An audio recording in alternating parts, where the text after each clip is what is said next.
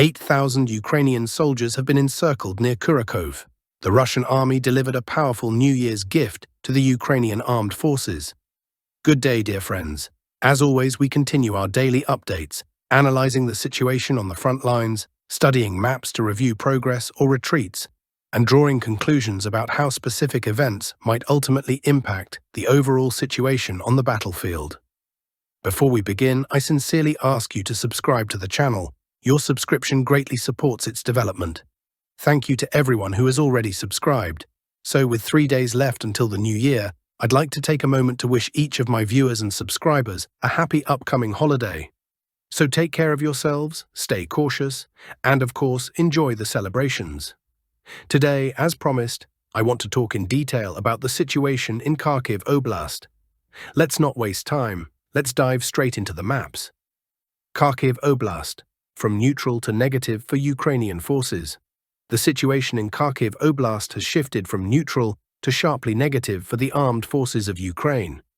Why do I say neutral? For a long time, Russian forces found it extremely challenging to advance in this region. Even covering 100 meters could take weeks of intense and bloody battles. Remember Sinkivka, a relatively small village where fighting dragged on for nearly a year. Now, however, the situation has changed drastically. Let's start with the village of Staritsia. This is no small settlement. It's twice the size of Sinkivka, with a pre-war population of almost 700 people. Despite this, Russian forces, specifically units of the 44th Army Corps, managed to capture the village in just 2 days. The Ministry of Defense of Russia promptly released footage showing soldiers raising the flag on a cellular tower. Controlling this tower is critical since it allows for the installation of electronic warfare systems, communication antennas, and drone relays. A significant tactical advantage. What's next? Following the capture of Staritsia, Russian forces are expected to advance south toward Izbitske and from there move on to Varvarivka. This progression will bring them to the critical supply route currently used by the AFU. Cutting off this route would wreak havoc on logistics for Ukrainian forces in Vovchansk. Logistical challenges for the AFU in Vovchansk would multiply, as the supply lines would be significantly extended and delayed. The only remaining route for supplies would involve a massive detour across the Pechenihi Reservoir. Instead of a direct path, supplies would have to traverse a much larger loop, causing delays and inefficiencies.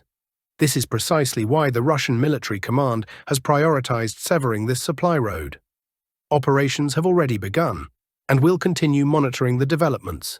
Southeast Kupiansk district. In the southeastern area of the Kupiansk district, the situation for the AFU is even more dire and deteriorates daily. Kupiansk frontline developments. Russian forces have captured almost half of the settlement of Dvorichna and are pressing closer to the village of Zakidne. Even Ukrainian sources acknowledge this progress.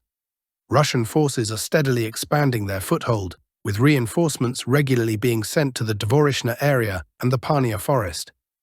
Troops are accumulating in preparation for an eventual assault on Zakidne. The capture of Zakidne would significantly bolster Russian positions, as the village is located on elevated terrain. This advantage, combined with the broader strategic implications, highlights the importance of this effort. The current Russian-controlled territory, including half of Dvorichna and areas near Zakidne, now constitutes a significant brigade-level staging ground, a serious development. Initially, Russian commanders acted cautiously here, seemingly surprised by their rapid success in capturing the elevated right bank. Now, however, they appear intent on fully capitalizing on this momentum. Kupiansk as the primary objective. The ultimate goal of these operations is Kupiansk itself. If Russian forces manage to push the AFU out of Zakidne, the advance will naturally proceed southward toward the right bank portion of Kupiansk. The distance between these points, following the road, is just 15 kilometers. Additionally, progress is being made on the Borova front, albeit slowly. After the capture of Lozov, confirmed by footage showing the Russian flag, troops have advanced 2 kilometers westward toward Nova Krychliakivka. Simultaneously, Russian forces began moving toward Bohuslavka after securing control over Zarizov. The objective appears to be a push to secure a 20-square-kilometer rectangular area. Conclusion. In areas closer to Borova itself, No significant movements have been observed, and the front remains relatively static. Big Novosilivka direction as of December 28th. The blockade of Big Novosilivka is tightening as Russian forces steadily work to encircle the area further. We'll continue to monitor the developments and provide updates as the situation evolves. As you may recall, the day before yesterday, Russian armed forces managed to reach the Velika Novosilka highway. Yesterday, reports emerged that Russian forces had crossed the highway with a fairly broad front and secured several Ukrainian defensive positions further north. Most importantly, they fortified these positions, making any Ukrainian attempts to dislodge them extremely costly. I cannot yet confirm whether the Russian forces have full control over the heights above Neskushny and Vremivka, but based on local reports, it seems this outcome is imminent. If this happens, it will, as I mentioned earlier, be a death sentence for the Ukrainian forces in Velika Novosilka. If Ukrainian troops do not receive orders to retreat, similar to the situation near Anivka on the Suki Yali River, where the encircled 79th Brigade reportedly lost 400 soldiers, their losses here could be much greater.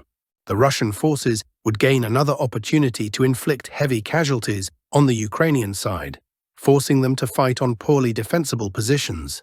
This Ukrainian strategy has been heavily criticized, even internally. Orders to stand to the end often lead to significant losses and negatively impact troop morale. Kurakhove direction as of December 28th. Current situation. In this area, the intensity of fighting has temporarily decreased, although skirmishes and probing attacks to find weaknesses in Ukrainian defenses continue. However, this lull is unlikely to last long. The Russian armed forces are regrouping and preparing for new offensives. Meanwhile, Ukrainian forces are using the break to fortify their positions in the settlements of Rozdolne, Rozliv, Bohatyr, Konstantinopol, and Ulakli. For this, Ukraine is utilizing both newly deployed reserves and units being rotated out from the Kurakhove area.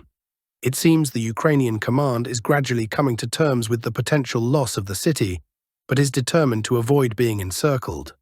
The upcoming battles will show which side was more effective in using the operational pause. I believe that Russian forces will resume active offensives here before the new year. Today, Ukrainian footage has surfaced showing Russian troops already inside the power plant territory. This suggests that pressure from multiple directions is taking its toll. Ukrainian forces may begin withdrawing to avoid encirclement, as Russian advances from the south have pushed significantly westward in recent days. To the south of the thermal power plant, Russian forces have made additional progress, creating a new grey zone.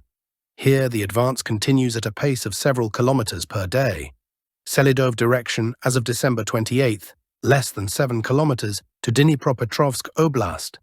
In the area between the Solona and Volkhya rivers, Russian forces are actively advancing to support the operations of the Center Group, which is working to encircle the Pokrovsk agglomeration from the west.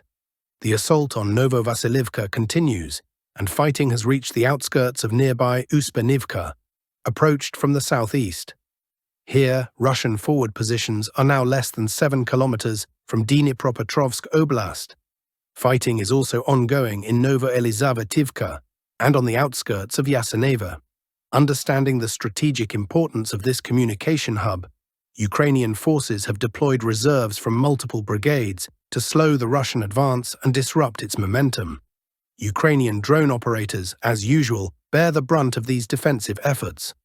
Losing this area would be highly problematic for Ukraine, as it would expose the left flank of their forces fighting further south, leaving them vulnerable to encirclement and cutting off the bottleneck, preventing the closure of the Kurakhove semi-encirclement. Unlike the Kurakhove direction, intense fighting continued here yesterday. Fresh footage has emerged showing Ukrainian forces striking at Russian assault troops. The map has been updated, showing Russian forces continuing to push westward. Pokrovsk direction as of December 28th. South of Pokrovsk, through the lens of Ukrainian bloggers. Here, Ukrainian forces have been forced to deploy fresh units to slow the Russian advance. However, this situation comes with a major caveat.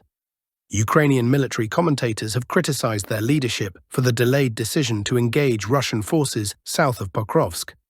Russian units had already secured key defensive positions in the area, forcing Ukrainian reserves into direct confrontations on unprepared terrain. This significantly increases the risk, as many have pointed out, of a repeat of the Soledar disaster. In Soledar, much like the current situation south of Pokrovsk, Ukrainian command first abandoned critical positions around the city before deploying reserves into costly battles on the outskirts. This was followed by a short Russian assault, leading to the collapse of exhausted Ukrainian units and their retreat within 3 days. Now, according to Ukrainian military commentators, the same pattern is unfolding, but on a larger scale. This aligns with recent remarks by Yuri Butusov, the editor-in-chief of Censor.net, who has expressed deep pessimism about Ukraine's ability to retain control over the Pokrovsk agglomeration in the long term.